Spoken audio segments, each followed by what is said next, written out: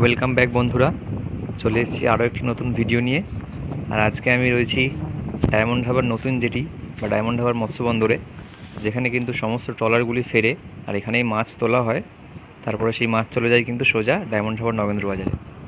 এখানে এই ট্রলারটি ঢুকেছে, দেখতে পাচ্ছেন আপনারা। এখান থেকে মাছ আনলোড করা হচ্ছে। এখান থেকে মাছ নিয়ে এসে প্রথমে এখানে ঢালা হবে। ঢেলে কিন্তু মাছগুলো এটা বাছাই করছে কী কী মাছ রয়েছে। তারপর বাছাই করার পর সেই মাছ কিন্তু চলে যাবে সোজা আড়তে। তো আমরা দেখে নেবো এরা কী কী মাছ পেয়েছে। এই ট্রলারটিতে কিন্তু বেশ ভালো পরিমাণেই মাছ পেয়েছে বন্ধুরা।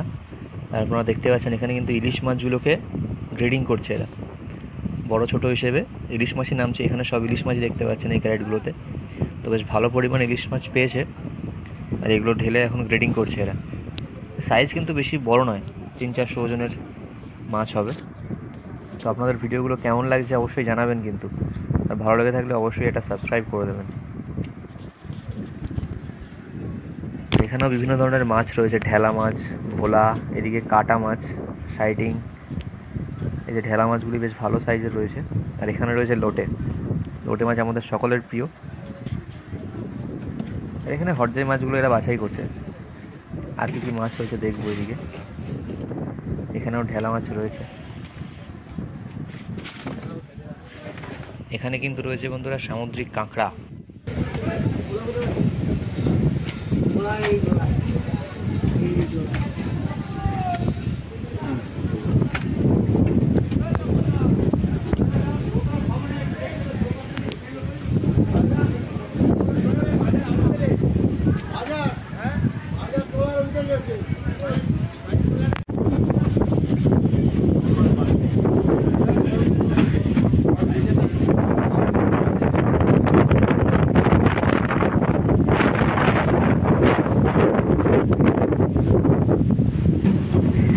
এই সাইডেও কিন্তু বন্ধুরা বেশ কিছু ট্রলার ঢুকেছে মাছ নিয়ে।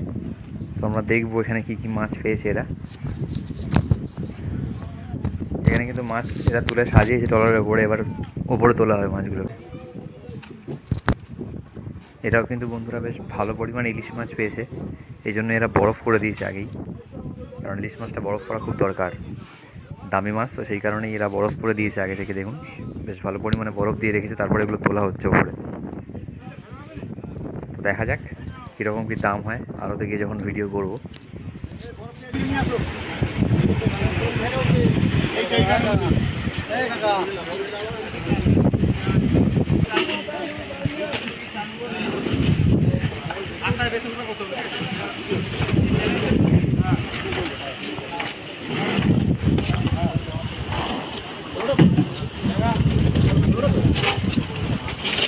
এখান থেকে কিন্তু বন্ধুরা মাছগুলো সোজা ভ্যানে তোলা হচ্ছে। তারপর ভ্যান থেকে কিন্তু সোজা চলে যাবে ডায়মন্ড হারবার নগেন্দ্র বাজারে। সেখানে গিয়ে কিন্তু মাছগুলো অকশন হবে।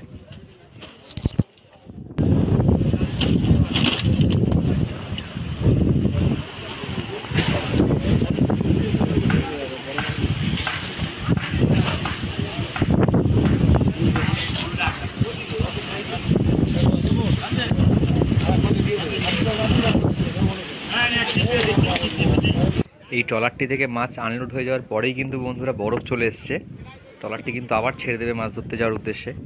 সেই কারণে আবার বরফ চলে এসছে, বরফ লোডিং হয়ে ট্রলারটি আবার ছেড়ে দেবে। যেহেতু এটি একদম পিক সিজন মাছ ধরার, বিশেষ করে ইলিশের, সেই কারণেই সঙ্গে সঙ্গে কিন্তু ট্রলারটি ছেড়ে দেবে আজকের মধ্যেই।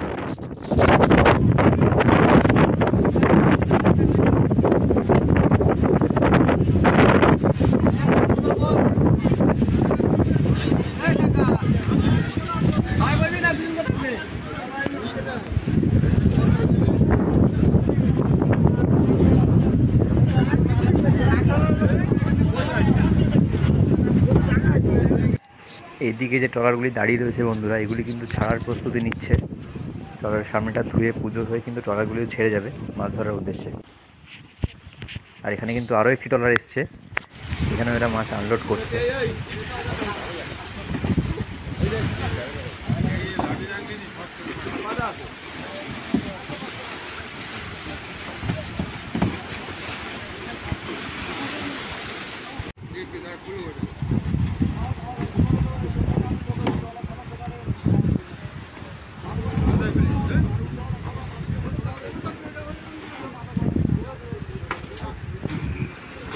এখানে কিন্তু বন্ধুরা মাছ আনলোড হয়ে ভ্যানে করে চলে যাচ্ছে সোজা নগেন্দ্র বাজারে।